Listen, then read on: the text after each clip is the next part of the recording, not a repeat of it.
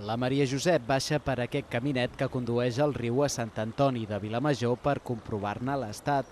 L'associació Hàbitats organitza per 5è any consecutiu el Fem Dissabte, una iniciativa per netejar de brutícia els rius i que es durà a terme simultàniament a 25 municipis de tot Catalunya.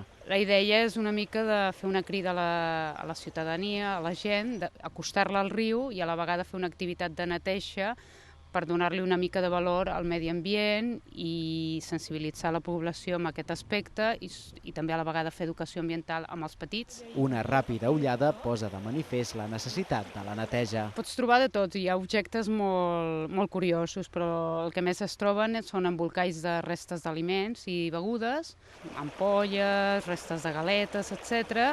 Molts plàstics, bosses de plàstics per tot arreu, restes de construccions com totxanes i material de pals, ferros i d'aquest estil. A Sant Antoni de Vilamajor, el punt de trobada del Fem Dissabte serà el CEIP Joan Casas a les 10 del matí i la participació està oberta a tots els veïns.